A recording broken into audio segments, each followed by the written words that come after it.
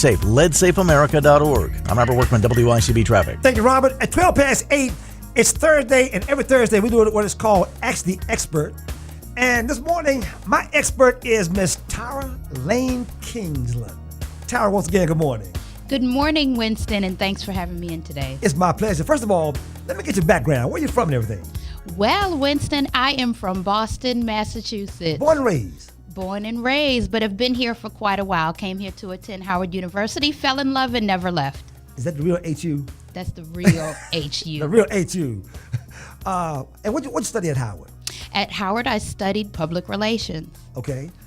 How'd you get into parenting? Well, that's a good question. I would say by way of having 6 children, I landed smack in the middle of parenting. You got 6? You got that right, sir. 6 children. Wow. Now, you got a new book entitled Purposeful Parenting.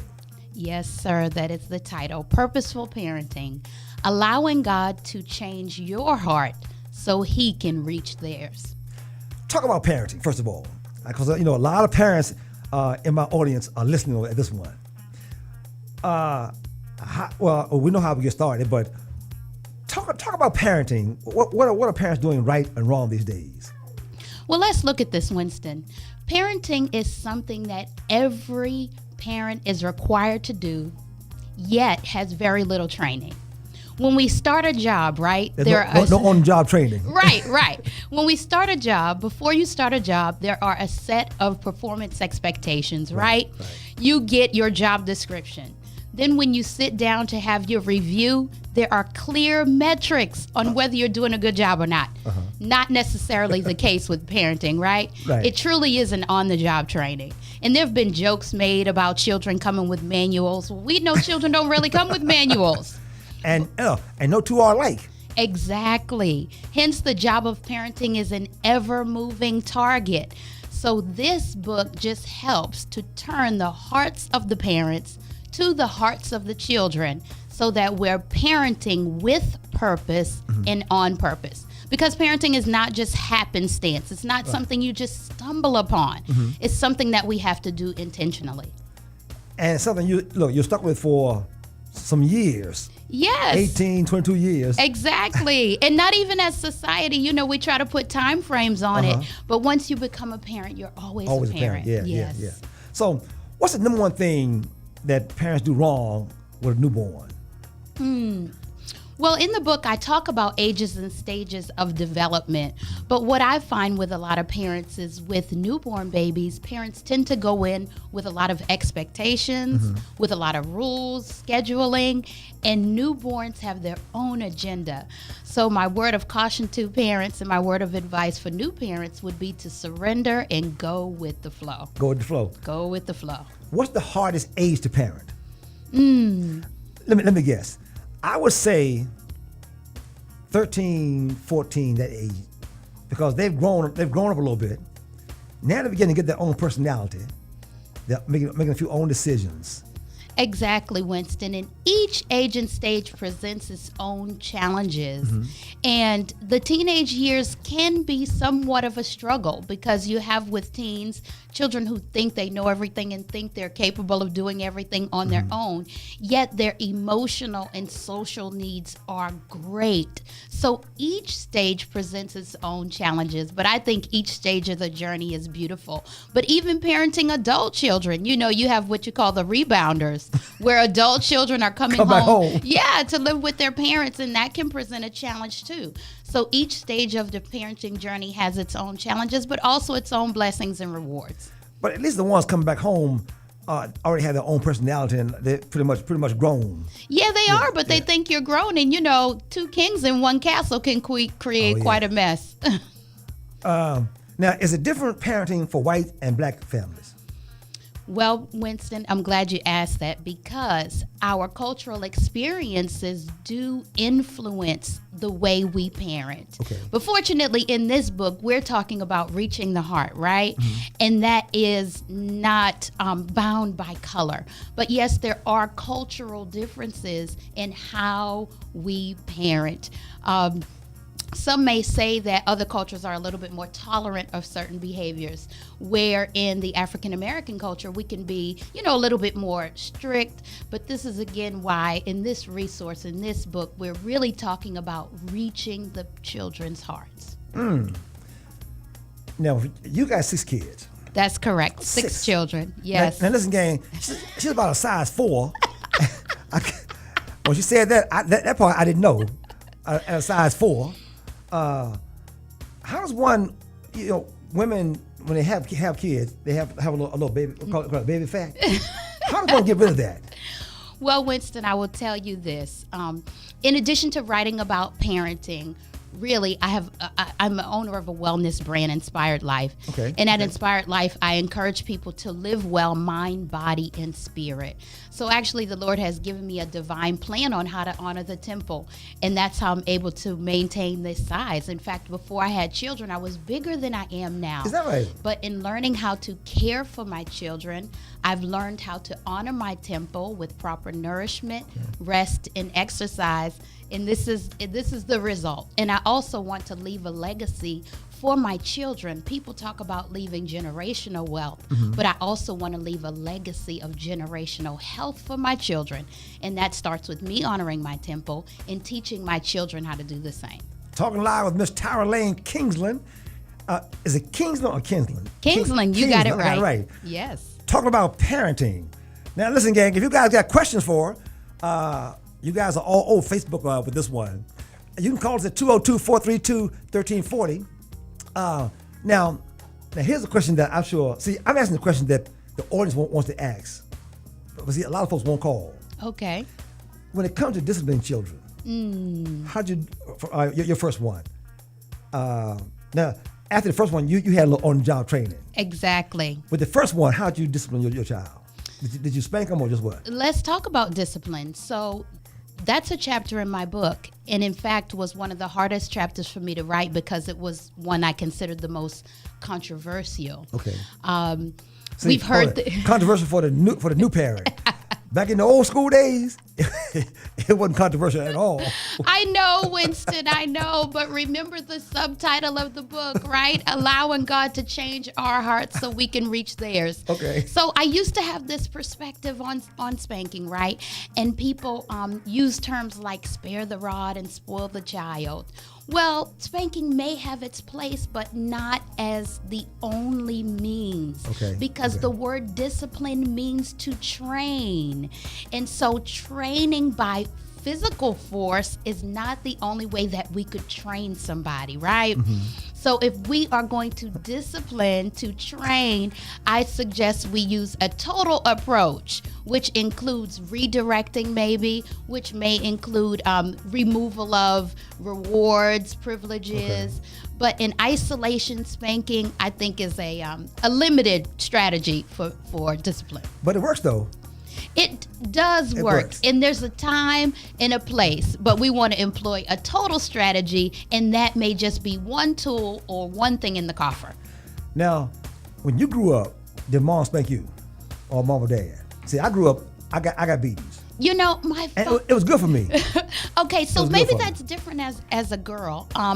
My father did spank me, but maybe only twice. My father was an intentional, purposeful encourager. So just with my father's encouragement, redirection, and loss of privilege, that worked for me. So this is why you said in me having 6 children, some parents do have to adapt the approach because it will not be a one-size-fit-all. Right. So some children have their own consciousness. When they make a mistake or they make an error, they self-correct. Then there will be no need to spank that child because that would be like a double jeopardy. Other children are going to need a little bit more force, if you will. So I think it depends on the child, and each one is different. The 4 in my household growing up, we were all different. We all got that switch. Okay. Or a belt. Okay. And look, and honestly, I said this on the air a while back, and a lot of folks didn't like it. I'm glad I grew up in a time when mom beat me. Because I learned. Yes. See, whatever I did to get one spanking, I never did it again. So I learned. That was my jail time. Okay. So to keep me out of jail, I knew doing wrong deemed punishment. Yes. I knew what was coming, so she didn't have no more trouble out of me.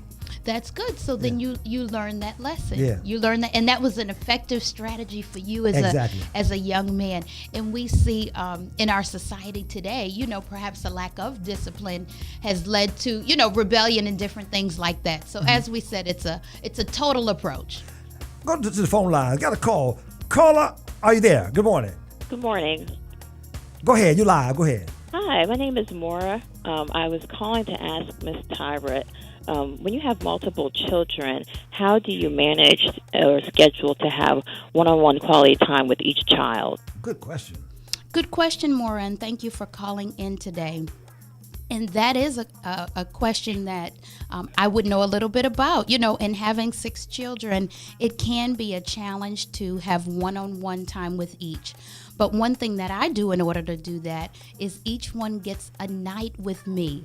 So while I would love to just lay on my head on my pillow at 9 p.m., I know that each of my children needs a little time with me. So each night of the week can usually find one snuggled up with me.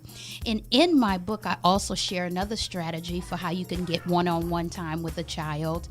And that could be by keeping a mom and me journal, and you write back and forth with one another. And that's another way of finding some time and creating a safe, sacred space for that one child. Even if it's you've got a girl and you're combing her hair, or you're taking your son out for 10 minutes just outside, the two of you alone.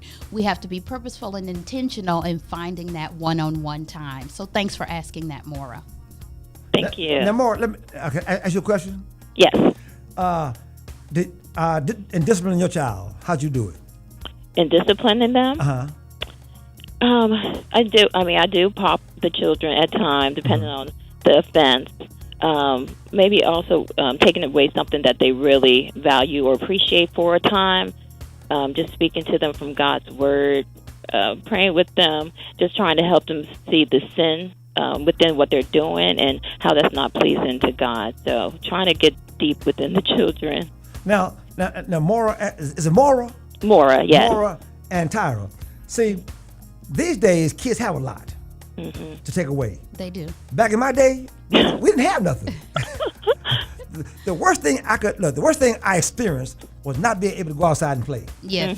That was the worst thing. To look outside and see kids outside playing, and I'm upstairs looking out the window, killed me.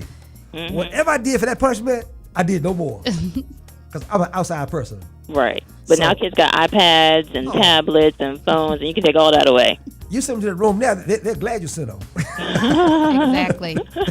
They got iPad, iPod, they got Xboxes, G boxes, F boxes, all kinds of boxes, TVs, computers, everything. Natara, Myron, is that right? Yep, that's right. So, now, when you grew up, did mom and dad spank you? They did. They did, okay. They did. Was it good for you or bad for you? I felt it was good. I mean, I didn't require that many spankings because my dad, when he just raised his voice, that was enough. Right. But if they had to, up until a certain age, they did. Okay, all right. All right, thanks for calling in. Thank you. Oh, now my lines are hot now. Good morning. Caller, how are you? Turn the radio down for me, okay? Are you there? Good morning. Yes, go ahead. Oh, you say go ahead? You're on live. Go ahead. Okay. First of all, good morning to you, Winston. God bless your family. Thank you, Winston, I agree with you 1,000% about parenting. I'm old school, Winston. Believe me, I agree 100%. And, when my father spoke, that was it. And it made me a better man and a good man. I think parents today, they buy love from their kids with presents and gifts. And the kids grew up to think that's love. But what happens if you can't get that child those things? Then they get mad. The highest compliment my son gave me, he said, Dad, he has 2 beautiful daughters. And I complimented him. He said, Dad, I raised my daughters like you raised me. That's all I can say, Winston. God bless you, man. God bless you. Thank you, brother. And thank you. Caller, good morning. You're on live. Go ahead. Hi, good morning. I have a question for Tyra. My name is Siobhan, and I wanted to find out, I remember a time when I had my first child, and I remember kind of having like a little mental breakdown and just thinking like, oh my gosh, I do not want to damage my child. When I think of like some of the issues I had as a child growing up, father wounds and all that good stuff, what would you say would be the first step to getting your issues together or getting your heart in line with God in order to parent better? Siobhan, that's a great question and speaks right to the subtitle of the book. My book, I'm sorry, Purposeful. I can't hear. Siobhan? Yes. Okay, I thank you for that question, and it speaks right to the heart of the subtitle of my book. So, Purposeful Parenting, allowing God to change your heart so he can reach theirs. So in being a purposeful parent, we do have to get to the root of our own issues, of our own beliefs. And we do that by asking ourselves, what do we believe? Why do we believe this? Why do I react this way when I'm in situations with people? Because children have a way of bringing everything out of you, of bringing everything to the surface.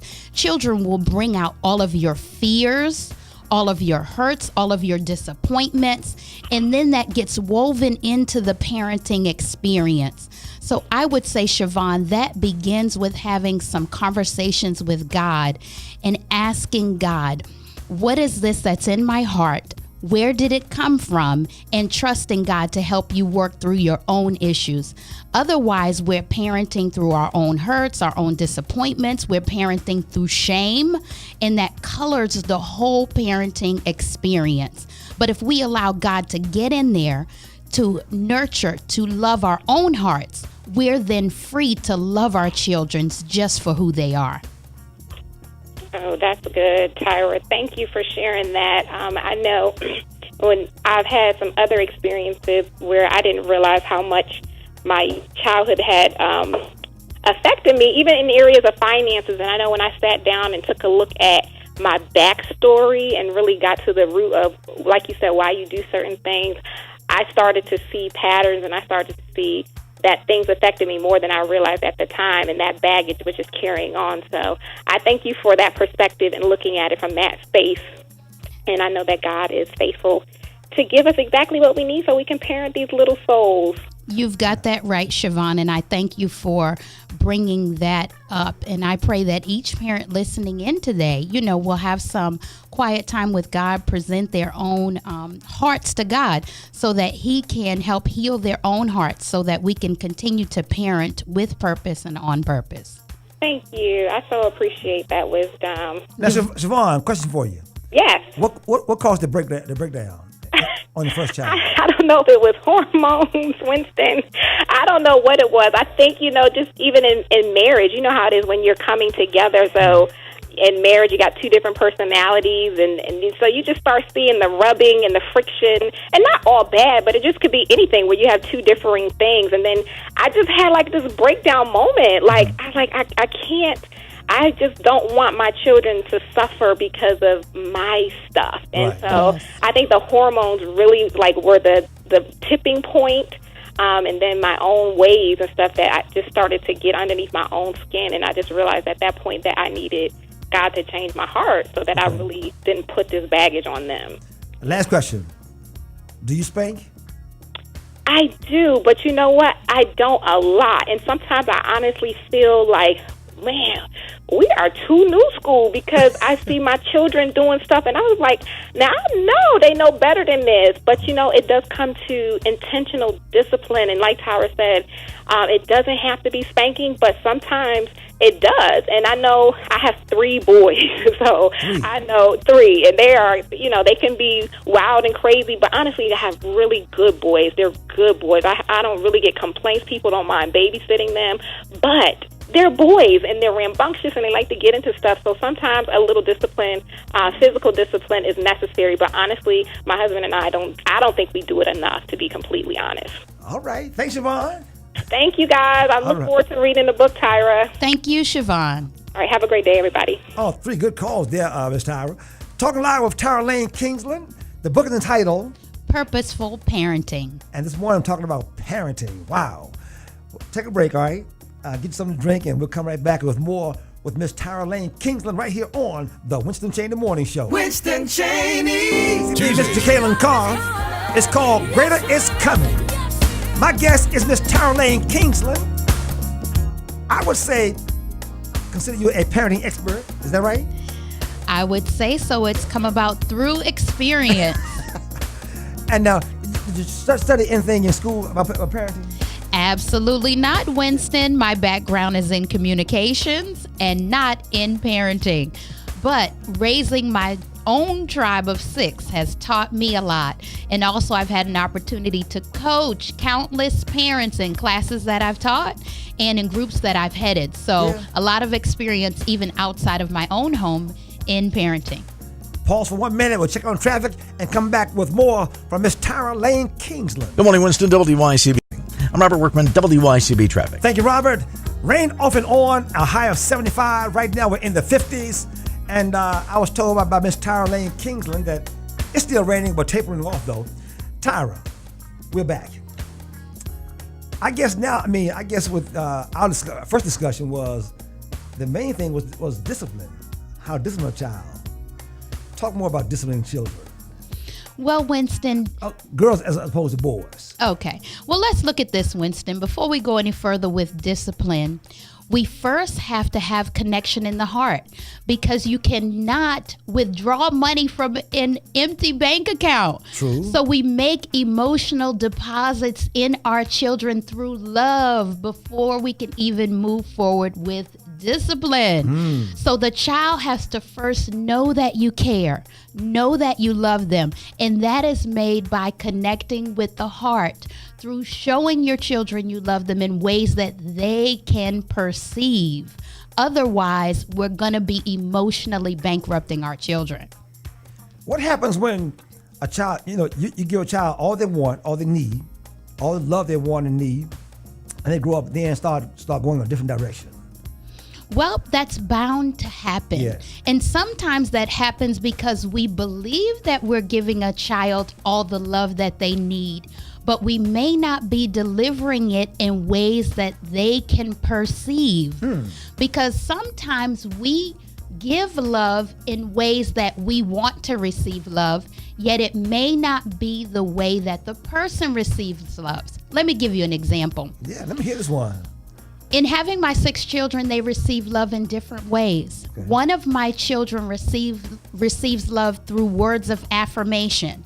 So if I bought this children gift after gift, if I took this children to a special event, this child may be appreciative, may not, but that particular child may not know they're loved because what they're looking for from me is words of affirmation. Mommy, did you see I did well on my test? Yes, daughter, I saw that you studied and you did well. That child is crying out for words of affirmation. So it's very important for us to love people in the way that they want to be loved. And discovering that takes time and practice. Hence, you could not be able to relay that and have a child who grows up feeling unloved. Wow. Now, out of your 6, any of them, let's say, any of the children have more of an attitude than others? Well, my children have very strong, distinct personalities, very strong personalities, and they demonstrated that early on. Children show you early on who they are.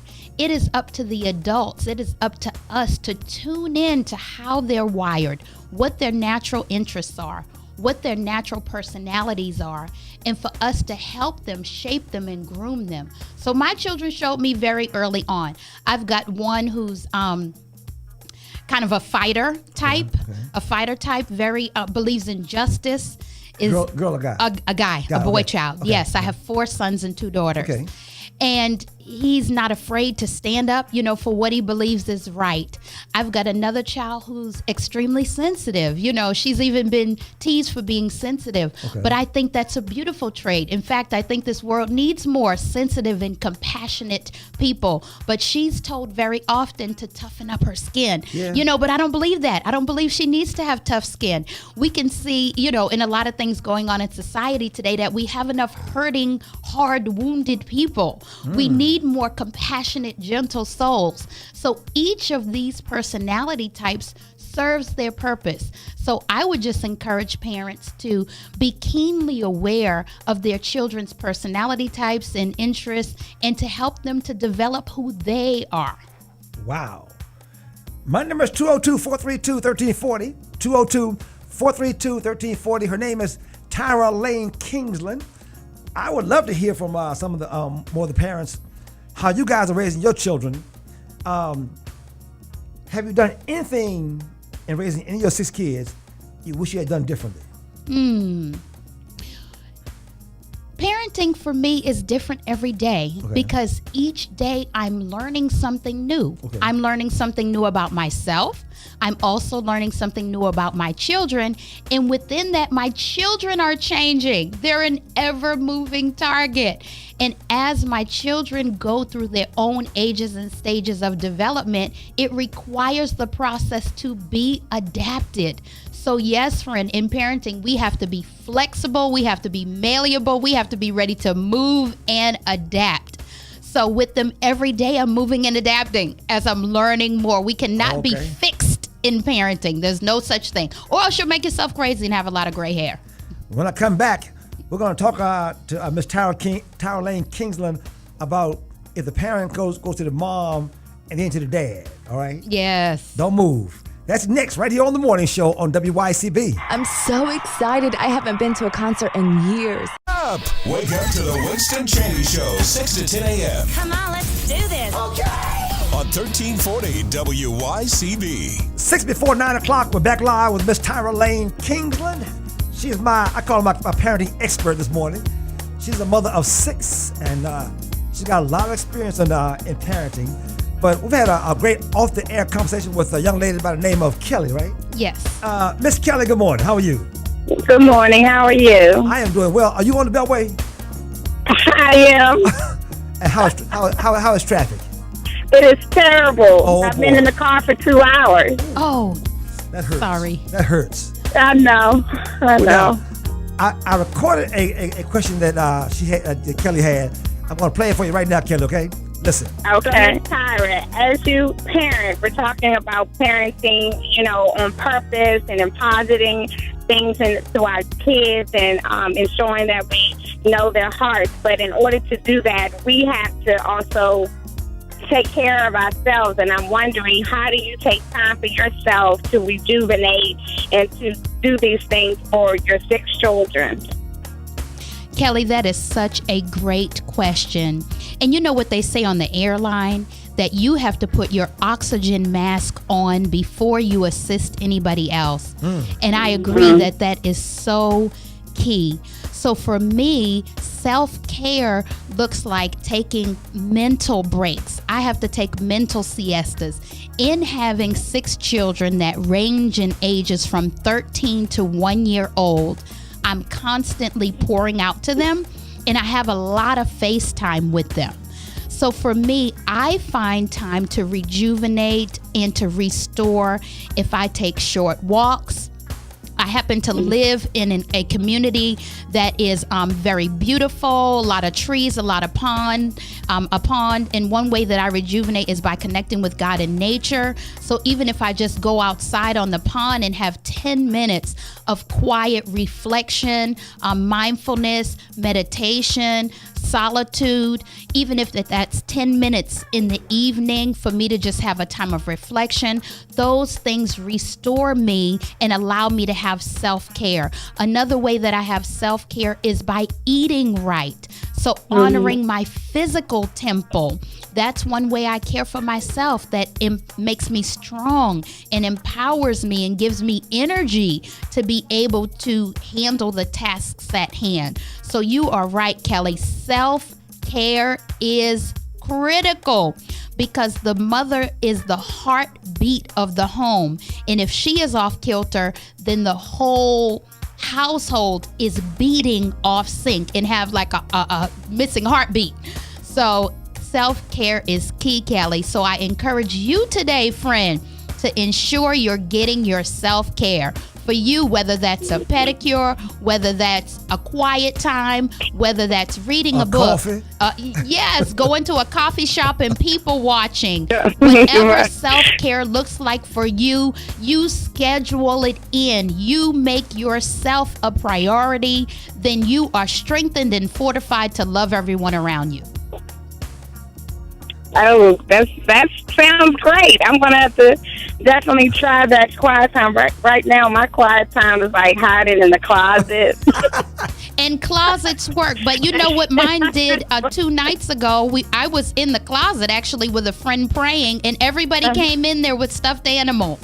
So, you know, even when you're trying to find some quiet time in the closet, you may have some little ones joining you. But for you, as you said, even in your car ride, so while being on the beltway in the rain may not be ideal, that is some quiet time that you can hold on to a good word in your mind and just meditate on it in your heart, Kelly. Oh, thank you, Miss Tyra. You are welcome. Now, Miss Kelly, while you're on the beltway, you're going nowhere fast. Listen, let me ask a question for you and Tyra. Now, are you married? Yes. What happens when the kid goes to mom and then the kid goes to dad? How do you guys handle that? Well, my husband and I, we talk about that. I'm an only child, so I shared with him how my parents did it. My parents didn't do that. Like, if I went to my father and he said the answer, that was the answer.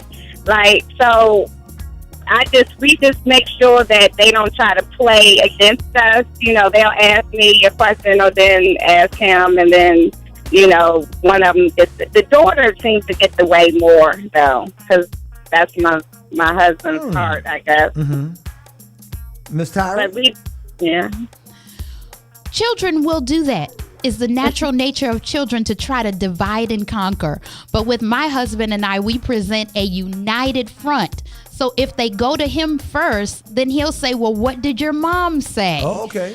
Sometimes they can get some things out of him, though, that they cannot get out of me. They know that dad always has a treat for them, so they might be able to swindle some treats out of him. But generally, we present a united front, and we talk about those things on the back end. So when the children approach us, we already know the deal.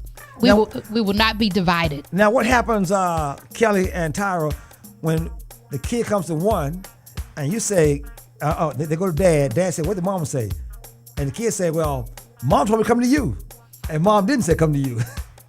Well, we know our children's personalities, you know. Right. So if you know your children well, you know when they're up to some sort of scheme. Right. And we can just laugh at them. You know, they can try to pull all these maneuvers and tricks. You know, there's a saying, there's nothing new under the sun. So we know all the schemes and tricks, and we don't go for it. And then we can just turn it around on them and have a good laugh at their expense. Kelly? I would agree with Tyra said. I mean, they can't really do that and say, well, mom said this, because then he would come to me and say, did you say this? You know, I have toddlers, like a 7 and a 4-year-old. But she just turned 4 Saturday. So right now, they're not really playing us against each other, because the things they're asking for is something that we probably would, you know, give them. Like Tyra mentioned, her husband would treat. My husband is a treat person, so they might get some extra chocolate or something. Like mom said, I could have an extra piece. I've seen them do that, but other than that, you know, we don't have that right now. All right. Well, Kelly, listen, thanks for joining us on the Beltway. We appreciate that. Well, thank you for having me. All right, enjoy the conversation, okay? Okay, bye-bye. 1340 WYCB, Washington, D.C. and WPRS HD3, Waldorf, Washington. A Radio 1 station, unity through music, and worldwide at myspiritdc.com. Wake up! And get up! Wake up to the Winston Chaney Show, 6 to 10 a.m. Come on, let's do this. Okay! On 1340 WYCB. We're back live with my guest this morning, my in-studio guest, Miss Tyra Lane-Kingsland. I would consider her a parenting expert with 6. Yes, You've had all kinds of situations. I have. What's the most unusual you had? Most unusual. I don't know that children really do things which are unusual to me. I know that humans are capable of anything. And everything. And everything, yes. So children break things, children make up stories, children misbehave, children are extremely loving, affectionate, and forgiving. So I don't know if I can think of anything off the top of my head that was the most unusual. They're very clever. They're smart. You don't have to teach children to lie. Like, they just can figure it out. So just every day watching their personalities emerge, watching their behaviors and their tendencies is exciting for me. And it just doesn't strike me as unusual because I know that the human being is capable of anything. How does a child learn at 3 months to cry when they want something?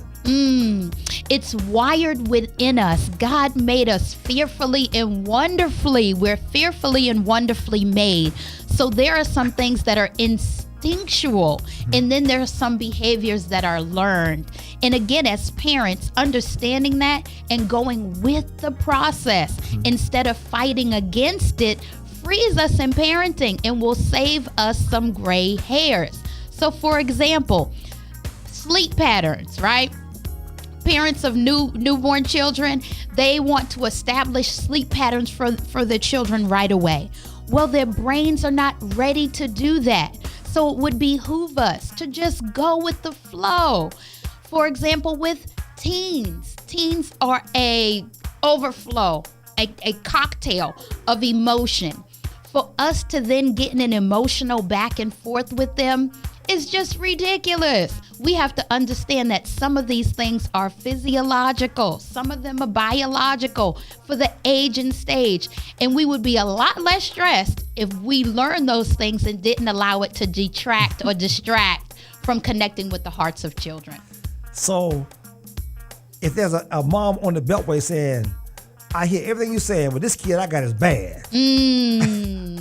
How do I handle that? And some are saying it right now. Yes. Well, let me say this. We've probably all had a bad time or two. 'Tis human nature. But what about the good in the child? And are we doing things to develop, foster, and recognize the good in them? You know, when we're growing up, we always knew the bad kid. But what was it about the bad kid? You know, was the bad kid not encouraged? Was the bad kid hurt or wounded? You know, there are things that would make one, quote unquote, the bad kid.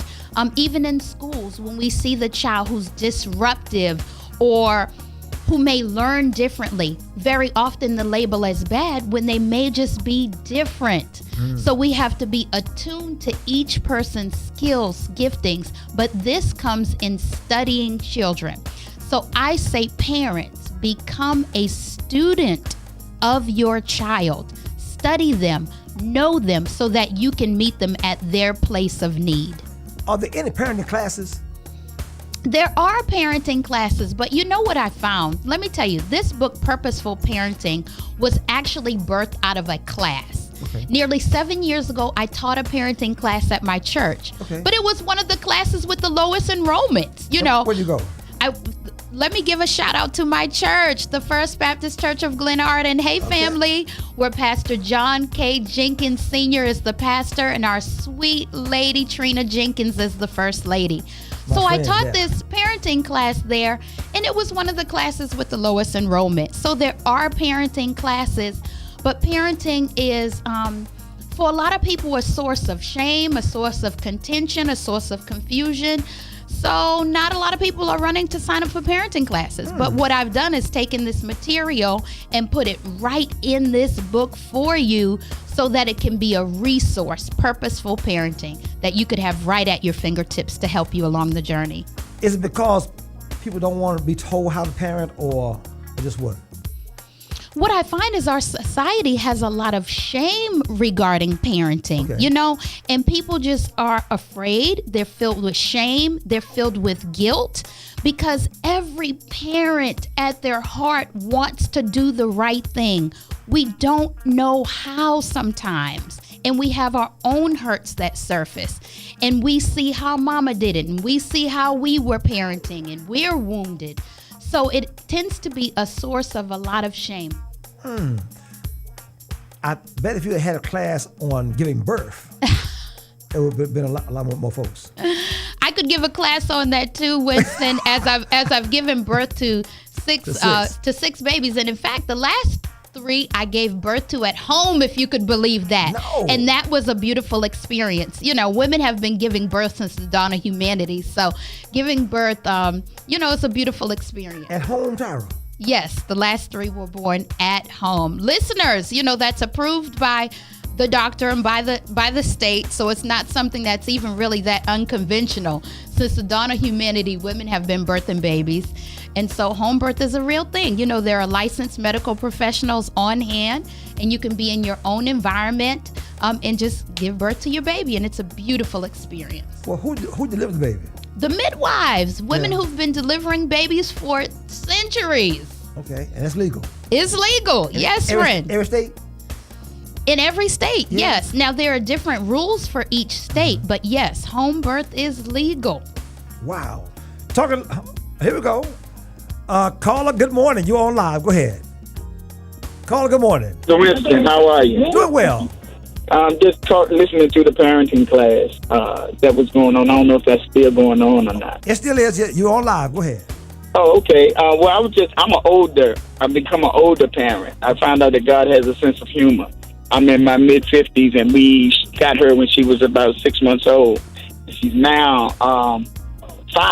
And so I'm listening to your guest, and I'm understanding. I like the part that she said that we should nurture, or should I say, give love how they receive it. How do you understand that from a 5-year-old? Or as they grow, is there certain stages that you should look for to understand how to love them better, how to make sure that they know that they're loved, and just to be able to be a resource in their life, and to be able to be profitable, make raising that they see that raising them as profitable. Caller, can you tell me your name? Michael. Michael, thank you for calling in this morning, and blessings to you, bountiful blessings on your 5-year-old. Oftentimes, children will show us the way that they need to receive love by the way that they give you love. So a child who is very affectionate seeks to engage with you through physical touch may be a child whose love language is physical touch. A child who pays you compliments or who says to you, "Daddy, did I do a good job when I did ... may be a child who needs words of affirmation. There may be a child who needs the love to be received by the acquisition of gifts. So that child may ask you things like, "Did you buy me something? Did you buy me something?" So very often we can be clued into the ways that our children receive love in what they ask us or in what they give us. Because very often they communicate through the way that they want to receive. It just takes for you to continue having your ears open and your eyes open. And then when you're engaging with her, see what really sparks that smile or what really gets a rise out of her. Well, I'm very familiar with the book, The 5 Love Languages. And she actually exemplifies all of them. Yes, and as humans, we do need all 5, but we tend to have one that is dominant within the 5. And that I agree with. I think there are 2 that she's more dominant in. That is affection, and also and that may be a woman thing, Winston. She loves gifts. I know that's right. I got 2 grandbabies. I appreciate and I am going to look for your book, I'm sorry, I didn't get your name. I just came in on the tail end of the conversation, and it just sparked my interest as I was riding into work, actually dropping my car off at the shop. Well, Michael, I thank you for calling in this morning. And again, my name is Tyra Lane-Kingsland, and you can pick up your copy of Purposeful Parenting on Amazon today. Oh, okay. And may God continue to bless you and your daughter. Thank you. We appreciate it. God bless. Thank you, Mike. Thank you, Winston. Thank you so much. Sir. All right. My guest is Miss Tyra Lane-Kingsland. The book is entitled Purposeful Parenting. Purposeful Parenting. Available on Amazon. Yes, sir. Both in ebook and in paperback. Yeah. Yes. How much is it? The ebook is $9.99 and the paperback is $12.99. So we kept that affordable because we want parents to get this resource in their hands. How long is it? The book is just about a little under 250 pages. Yeah. Yes.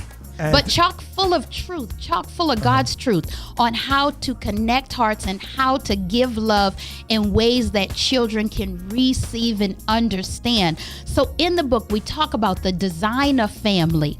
We talk about ways to discipline. We talk about listening, being an attentive listener. That may be something, Winston, when you and I were growing up, you know, our parents weren't worried about, look, listen to no kids, you're going to do as I say. Do as I say. And that has its place too, but in order for us to get to know our children and to understand them, it requires us to do some listening. And especially in those teen years that you mentioned earlier, that can be a challenge.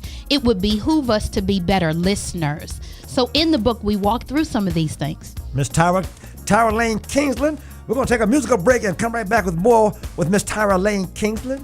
The book entitled Purposeful Parenting. That's Tim Bowman Jr., song entitled Fix Me. We're talking live with Miss Tyra Lane-Kingsland, and I've got a very interesting caller on the line standing by live. Caller, good morning. Good morning. How are you? I am doing wonderful. How are you? I'm doing very well, thank you. Now, hold on. First question is, how many kids do you have? I have 3. 3, okay. Tyra? Good morning, caller. How are you? Good morning, Tyra. I'm doing very well. Go ahead, caller. Good morning. My name is Shamika Oliver, and I'm calling in to say, Tyra, you are the bomb. You rock. Literally. Thank you, friend. You're welcome. I thank you for pouring out the very essence of what it means to parent. I was one of those parents who was searching for an answer on how to raise my daughter and my son. And I would go and look to women who have already walked the path before me.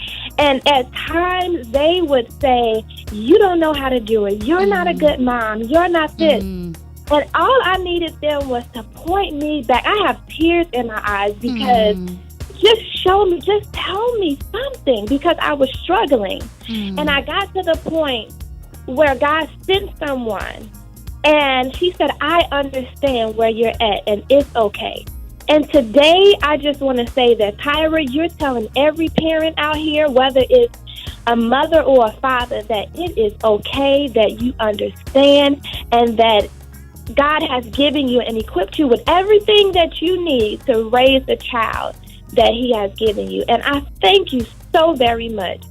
I know your book and everything that you're speaking is going to change lives like never before. I am excited about parenting. Thank you, Shamika. And parenting is something we should approach with excitement. You know, it's something often we approach with trepidation, with fear, with rejection from how we were parented. But you're right, we can approach it with excitement, with fervor, with zest, with love. We can approach it head on because it's not going anywhere. We'll be parenting children, you know, till the end of time. So I thank you for that. And I thank you for calling in today. And keep that energy, keep that excitement, because surely you need that to keep up with 3 children. And just continue to spread the word, if you will, of parenting with purpose, on purpose. Woo! I am excited. Thank you so much. Thank you. All right, back more in a minute with Miss Tyra Lane-Kingsland. In the meantime, the music rolls.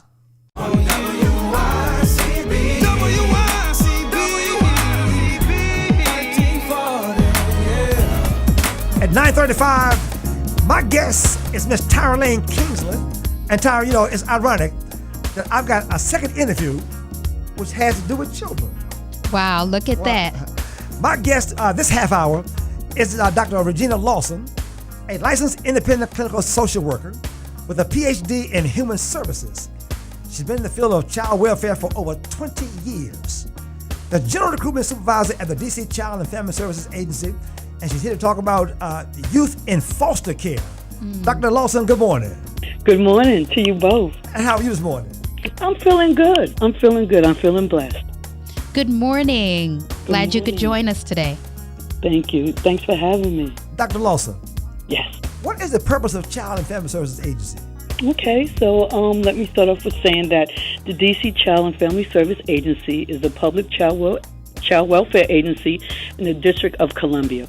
We're responsible for protecting child victims and those at risk of abuse and neglect and assisting their families. Like most child welfare agencies in the U.S., we have 4 core responsibilities, which includes the first is to take and respond to reports of abuse and neglect. In order to really serve our families, we make certain that, and our children, our second mandate is to help our families. So currently, I'm proud to say that we are serving over 1,800 children and their families in the community. 1,800? So, 1,800. That's just in with their families. Okay, so that represents 67% of the children who we serve in child welfare. The other 33% are children in foster care. So I'm proud to say that CFSA is really evolving from a foster care agency to a family support agency. Okay. Wow. The third thing that we have that I want to mention too is that we must work with our children to make certain that if they can't be safe with their families, that we're able to maintain alternative safe havens. And that's where me and my team comes in, where we really work on recruiting and training licensed resource parents to serve as resource for children. However, I want to make certain that I emphasize for us that whenever appropriate, our first placement is with kinship. So kinship care and family-based foster care in the district are our first choices. And then the fourth and final mandate that we have is to reinstate a permanent home for our children. We want to make certain that we have that our children are, when they're quickly going back home as soon as possible, or at least with to a family through legal guardianship, or with a relative, which we would like to say with a new forever adopted family. So those are our 4 things that we did. Dr. Lawson, it sounds like you all are doing some great things in the community. Can you share some demographics of children in foster care in the district? Sure, certainly. It would be my pleasure to do so. So let me start out by saying that in August of 2016, the number of children in foster care in the district dropped for the first time below 1,000. It dropped? So, yep. Okay. And let me tell you something, that was really big for us. Yeah. I came into the district from New York and 7 years ago, and we had over 2,500 children in care. Wow. So to be below 1,000, where we're serving approximately over 900 children in care, is really significant for us. Let me also point out that 80% of the children in foster care are African American. 75% of the children in care come from Ward 7 and 8. In 2016 and thus far in 2017, the top 5 substantiated factors that have resulted in children coming into care have been inadequate supervision, physical abuse, parental incarceration, educational neglect, and domestic violence. So just to share with you some statistics, and I guess one last one, demographics rather, is that children between the ages of 0 to 5 and youth ages of 15 to 20 represents the highest age group in foster care right now. We're talking live with Dr. Regina Lawson, a PhD in human services, and she's the recruitment supervisor at the DC Child and Family Services Agency. Why is it so important for DC residents to get involved? I mean, it's really crucial for district residents to become involved in our process. Although, like I was sharing, that we've seen a trend in the numbers of children coming into care decreasing, one trend that we continue to see in our district is the fact that more than half of our children are living outside of our community. I want you to visualize this, that we already know that it's traumatic for children being removed from their families, but to also be removed from your community, for us, that's like a dual trauma that our children are experiencing. And the only way that we can really make certain that our children are still connected to their schools, their recreation centers, and their churches, and most importantly, their family, is that we have more district residents stepping up. I mean, we have a number that have stepped forward, but we need much more so we can make certain that we keep our children in the community. And we can do that by more district residents stepping up and becoming foster parents. Well, Dr. Lawson, in light of May being National Foster Care Month, tell the listeners what the process is for becoming a foster parent. Okay. So first, let me start off by saying that the requirements is that I need you to be at least over the age of 21. You have to live in the district. You need to be able to support your household financially. We're going to check to make certain that you don't have a history of child abuse, neglect, or criminal activity. We need for you to have enough space in your home, meaning that you have to have more than one bedroom, okay? And you have to be able to have the time and the ability to provide good care, guidance, and support to children or teens. And if you're able to do that, I need you to call 202-671-LOVE. That's 202-671-5683, so I can register you for a CFSA Foster Parent Informational Session.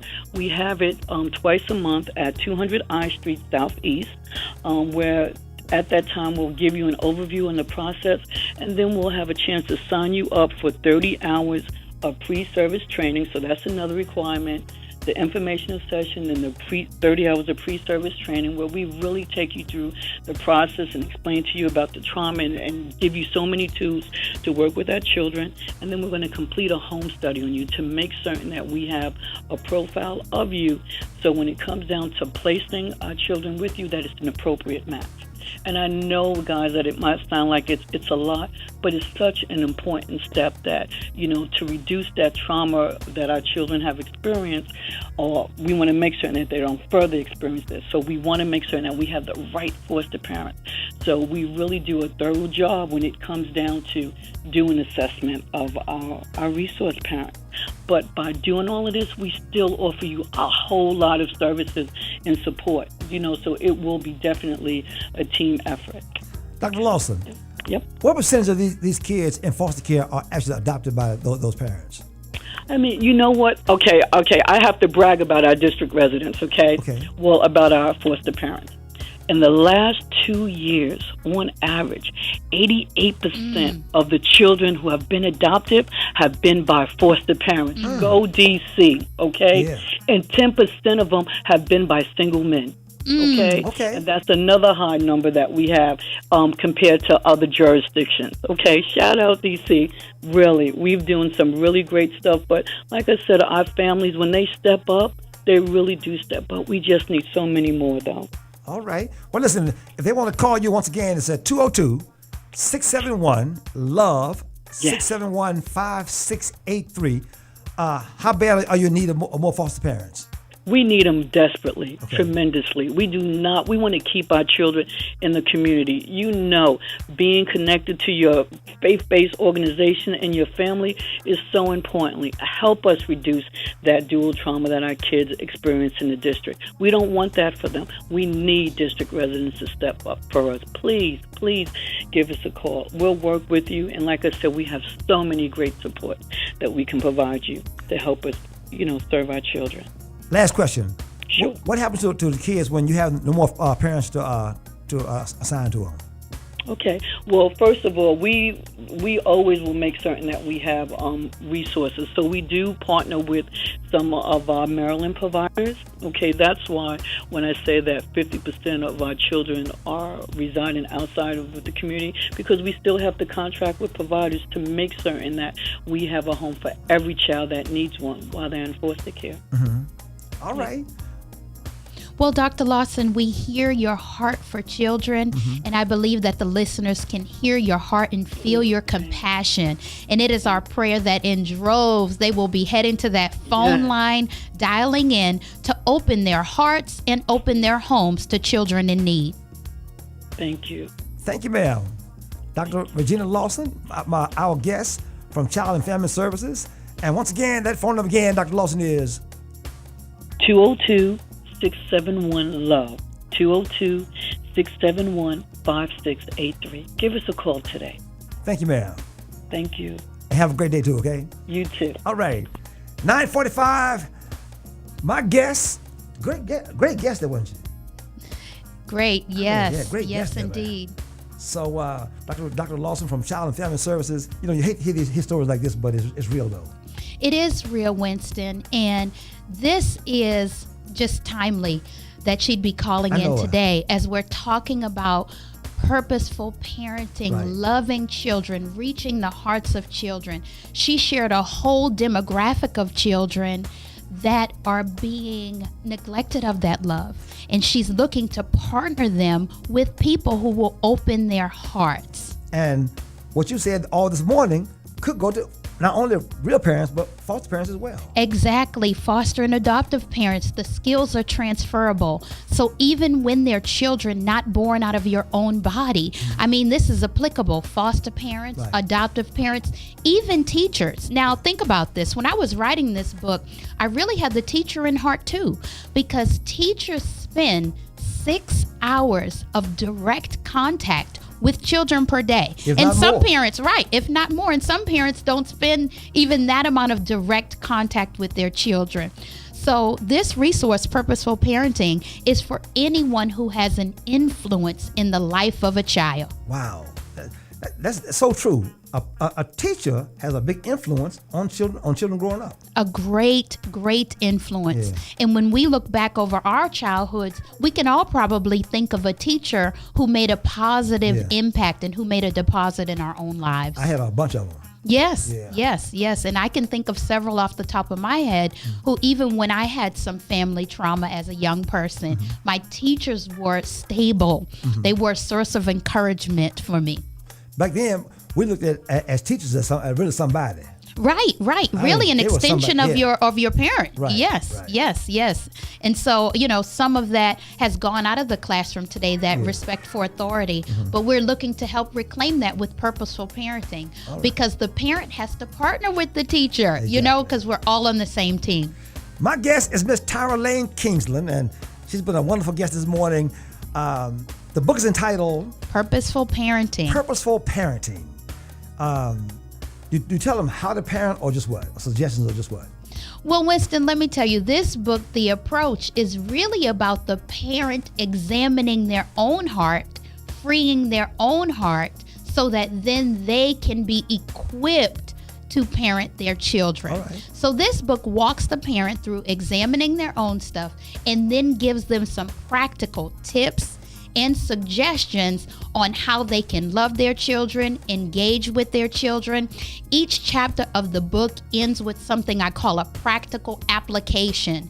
So there's actually an activity for all chapters that parents or teachers can do to engage and connect with their children. Miss Tyra Lane-Kingsland. Is that number they can call you on?